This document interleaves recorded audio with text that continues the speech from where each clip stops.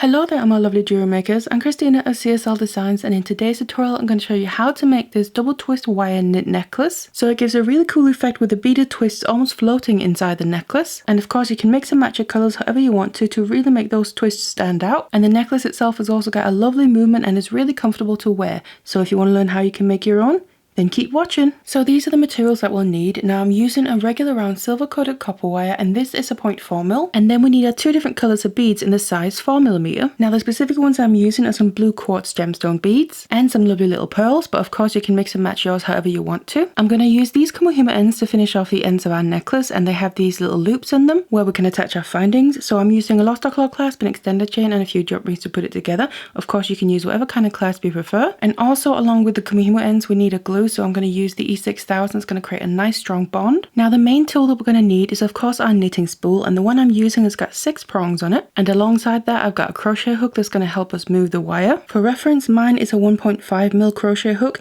It doesn't have to be that specific size, just a smaller one will do. As for our pliers, we of course need some flush cutters so we can actually cut our wire. Now we don't actually need any other pliers than this. I just like to have my tweezer nose handy in case I need to maneuver any wire. Now don't forget to check out the description box below the video. You're going to be able to find some useful links and the material list.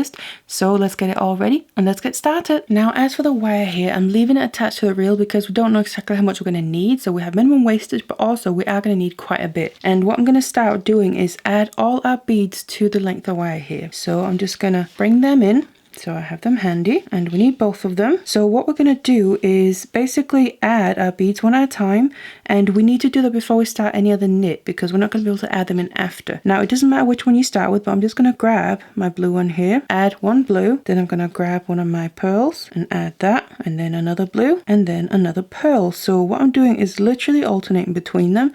You want to pick one of each and then keep alternating like that, and literally just add quite a lot of beads to your length of wire here. So I've now added all my beads here, and you can see they're alternating. Now I'd like to just double check so they are in the right pattern because I don't want to have any mistakes. That's going to mess up the whole complete design. So what I've also done is pushed them pretty far down so I have a good length of wire without beads to begin with, because we're just going to make some of the knit first before we start adding the beads in. Now for reference, I'm using 94 beads of each color. So obviously that will depend on how you want yours to be and how long you need it to be, but that's just what I'm using. And again, you can obviously add more or less. Personally, I prefer to have too many beads than too little because you can always not use them all. Now I'm then going to grab my tool, and personally what I have is just a little marker on it that kind of shows where I'm going to start, just so I have a reference point. And I'm also going to take my crochet hook and have that ready. So what I'm going to do is take the very end of the wire, and like I said, we have a good length with just the wire before we get into any beads. So I'm just going to put the end down through the tool so that end comes out of the bottom, so we have something to just grab onto with our hands. And then I'm going to start up here where the prongs are. So I'm just going to start with the one I've marked. You don't have to do that, I just personally like that. Then I'm going to wrap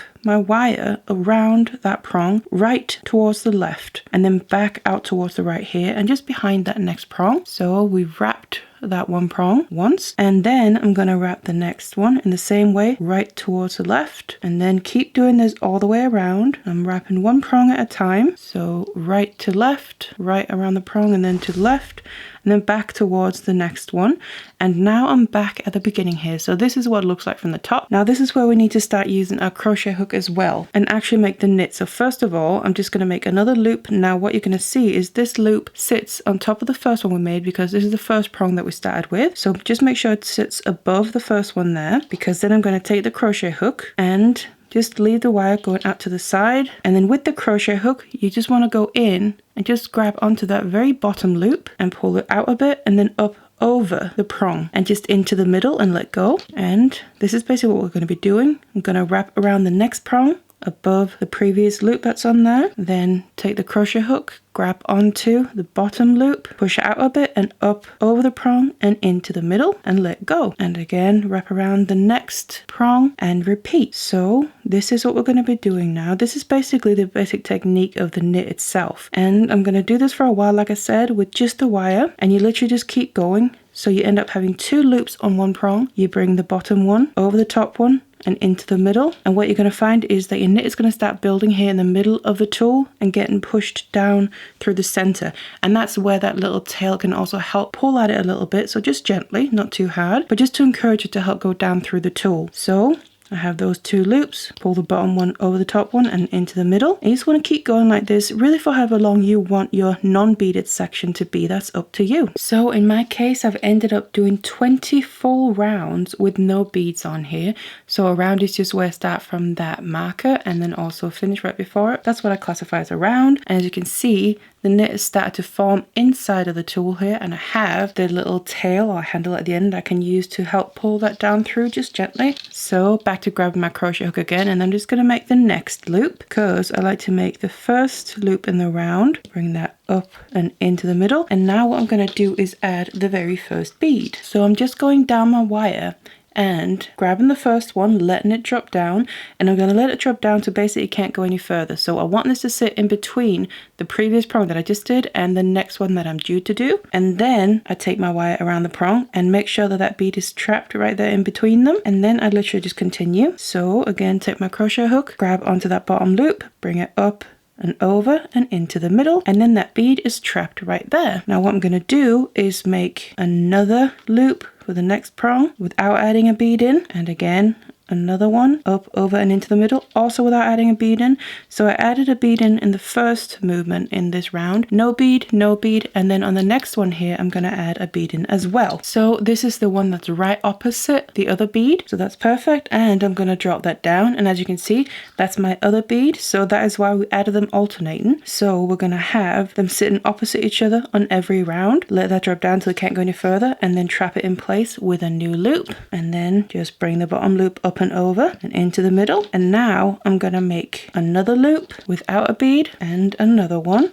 And I like to just occasionally pull down on the knit a little bit with a tail, and also up and over into the middle. So again, from the previous bead, I've done 2 movements, you could say 2 prongs without beads. Now I'm back to where I added the first bead in, and what I want to do is not add my bead in here. We want to basically push the beads gradually to one side as we go, which is going to end up making that twist. I'm going to do another loop without adding a bead in. So this is the section right above the first bead we added, and I'm not adding a bead into that. Bring that up, over and into the middle. But then the next one here, I am going to add a bead in. So just bring that down, let it drop all the way in. And you can see this is the same bead as the one right next to it. So that's because I added them alternating, and then trap that in place by making your next loop around the next prong, up, over and into the middle. And now I'm going to again do 2 movements in this round without beads. So that's 1. And then the next one, again, this was the one over the previous bead of that kind. But I'm not going to add a bead currently because we want the beads to sit just off from each other, which means I've first of all done 2 movements since that previous bead, but I'm also on the right side of the previous one of the same kind. So that's how I know I need to drop in another bead. And this is again the same one as the one right next to it here. Trap that in place, bring the loop over and into the middle, and again just pull down on the braid a little bit, and then we just need to continue to the next point where we need to add a bead. And I'm just going to keep an eye on where my previous beads are now. That will then tell me where I need to add a bead the next time. So I'm moving my way around. The next one here is right above the previous bead of that kind. I'm going to just do another movement without the bead, and then add the next bead just to the right of it, like that. Let it drop down, trap it in place, bring the loop up and over, because then you can see, if we just look from this angle, we have the pearls in my case sitting gradually next to each other, because then we have, as you can see in my case, the pearls here sitting next to each other and working their way upwards as we're growing the knit here. So that's how we end up getting that twist in place. And in this case, because we're using 2 different colors of beads, it's going to be a double twist, you could say. So moving over to the next place where I want to add a bead in. Right now I'm above the previous bead of this kind, so as you can see I just did that, which means I know I need to add a bead into the next one. So let it drop down, and you can see that's the same kind. Trap that in place, and then just bring the loop up, over and into the middle. So this is basically the technique. You want to keep going around adding your beads in just one after where you added them in previously, basically. So this is the basic technique. You want to keep going around and around with the knit, but then just adding your beads in just one after where you added that bead in previously. And then you'll create your 2 twists all the way along. So I've now used up all my beads, or if you reach the length that you want it to be.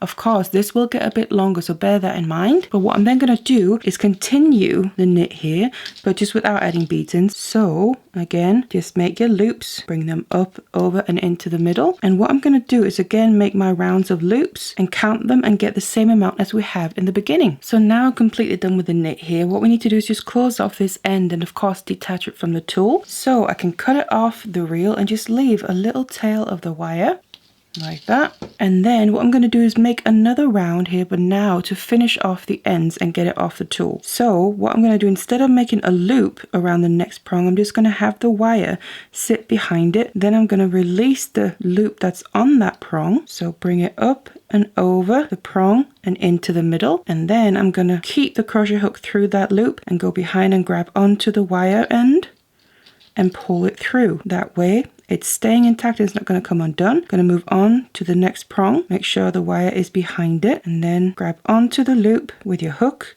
bring it up and over, stay through it, and then pull the wire through the loop. And then we keep doing this all the way around until we've released all of the loops from the tool. And I'm at the last one, so just release that and bring the wire through, and then we can remove the tool. And here we have the knit, and then on the end I just want to kind of gently hold on to it and pull the wire so it just tightens up the end here and closes it up, and it looks a little something like that. So of course if you like it like this, you can just leave it as it is, but what I personally like to do is just kind of settle the braid a little bit more in place. So I just put it down on the surface and then gently start to roll it a little bit. So I'm not pushing hard, I'm just gently putting a little bit of pressure on, and basically this will gradually make the braid a little bit smaller and also settle all the wire a bit more in place. And then also occasionally just kind of pull it through your fingers. So it's almost like if we're doing Viking knit and we're using a draw plate, we're just using our hands and fingers instead, and basically do this all the way along until you're happy with how it looks. So now we got the whole length ready, we just need to finish off the ends. So I'm just going to show you on one of them. So the excess wire that I have, I'm just going to find somewhere that I can basically wrap this around. So go through some of the loops and then pull it all the way through, and I'm just going to wrap it around a couple of times just to secure it in place, and then just cutting off the excess. And I just like to push the very end inwards so it gets hidden inside of the other wires. And then what we've got to do is get a kumihimo end here that I'm just going to place on the end of the braid that we have. Now of course this will just fall off as it is, so what we need to do is add some glue.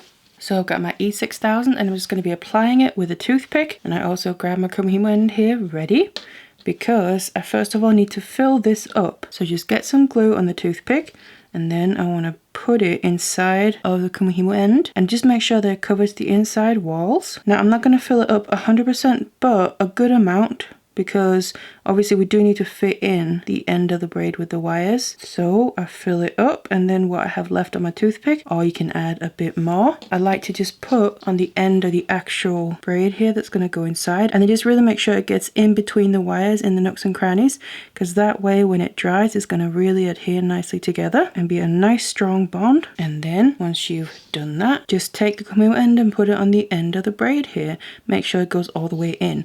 Now of course you need to leave that to dry, so we then have our loop where we can attach our findings, and you also just want to repeat on the other end, and then you'll have your finished necklace ready to wear. Now do feel free to check out my shop where I have jewelry, kits and tutorials for sale, link in the description box. Otherwise I really hope you enjoyed this one. Thank you so much for watching it, and I'll see you in the next one.